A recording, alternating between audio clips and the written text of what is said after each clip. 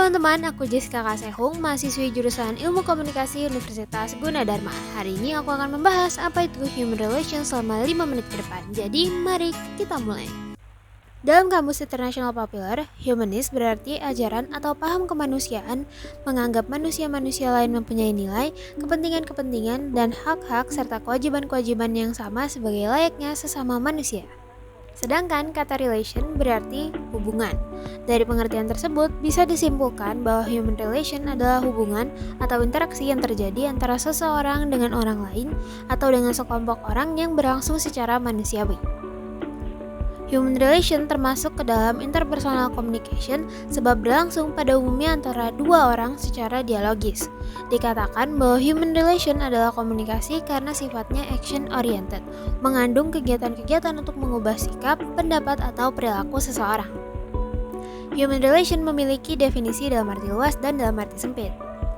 Dalam arti luas, human relation menyangkut komunikasi persuasif yang dilakukan oleh seseorang kepada orang lain secara tatap muka dalam segala situasi dan dalam segala bidang kehidupan, sehingga menumbuhkan kebahagiaan dan kepuasan hati kepada kedua belah pihak.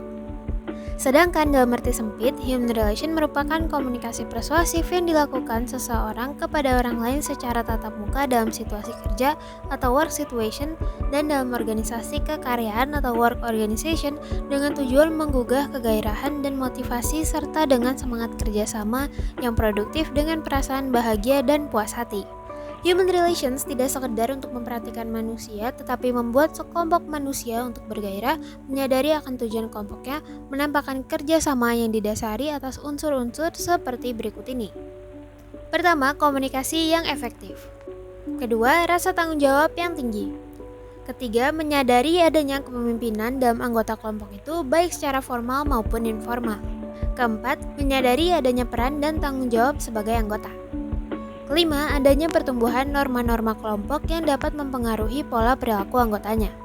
Keenam, adanya suatu pengambilan keputusan yang didasarkan pada konsensus kelompok. Human relation dapat berguna untuk bekerja secara efektif. Hal ini dapat diwujudkan dengan melibatkan yang pertama, keterampilan kognitif. Contohnya dalam pengambilan keputusan, pemecahan masalah, pemikiran kritis, kreativitas, dan juga inovasi. Kedua, ada keterampilan hubungan. Contohnya mempengaruhi negosiasi, komunikasi, mendengar, dan membangun kepercayaan. Ketiga, ada keterampilan pribadi. Contohnya kemampuan beradaptasi, fleksibel, resiliensi, integritas, kejujuran, pendekatan, dan pengembangan diri. Ada beberapa tindakan atau perilaku yang dapat mempengaruhi kinerja seluruh organisasi. Yang pertama ada faktor eksternal seperti merger, perubahan teknologi, dan pergeseran demografis. Kedua, ada internal factor atau faktor internal seperti kepemimpinan, kekuatan, keragaman, tujuan, dan budaya organisasi. Ketiga, ada faktor pekerjaannya seperti adopsi teknologi baru. Keempat, ada manajer, yaitu gaya kepemimpinan. Kelima, ada kelompok, yaitu bagaimana kelompok dalam pengambilan keputusan dan kerja sama tim. Keenam, ada individu, yaitu bagaimana seseorang belajar dan mengelola perasaannya dan perasaan orang lain atau kecerdasan emosional, sikap, persepsi, motivasi, kemampuan atau gaya komunikasi, etika, etiket, strategi mencapai karir, pengaturan tujuan, terbuka terhadap perubahan, menghargai hak karyawan lain, dan keseimbangan antara kehidupan dan kerja. Ada beberapa manfaat dari mempelajari human relation. Yang pertama, menjadi individu yang kuat dan tidak sombong. Kedua, sederhana, tidak malu-malu serta tidak terlalu menonjolkan diri. Ketiga, mempertimbangkan orang lain tanpa melupakan diri sendiri serta kebutuhan organisasi. Keempat, menunjukkan minat kepada orang lain dan membicarakan hal yang diminati tanpa mengorek kehidupan pribadinya. Kelima, mendengarkan sambil memberikan komentar. Keenam, bijaksana namun tidak malas dan lambat bertindak. Ketujuh, percaya diri tapi mau berubah dan belajar dari kesalahan. Kedelapan, santai tapi tetap fokus. Dengan mempelajari human relations, maka memungkinkan kita untuk mendapatkan wawasan yang berharga tentang bagaimana dan mengapa orang berpikir dan bertindak. Kita juga memperoleh keterampilan untuk berinteraksi dengan orang lain serta mengembangkan keterampilan untuk mengatasi masalah yang potensial.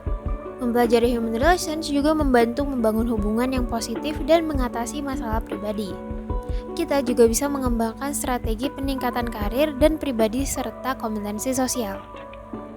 Oke teman-teman, itu dia pembahasan mengenai human relation. Terima kasih untuk yang sudah menonton. Aku Jessica pamit undur diri. Bye!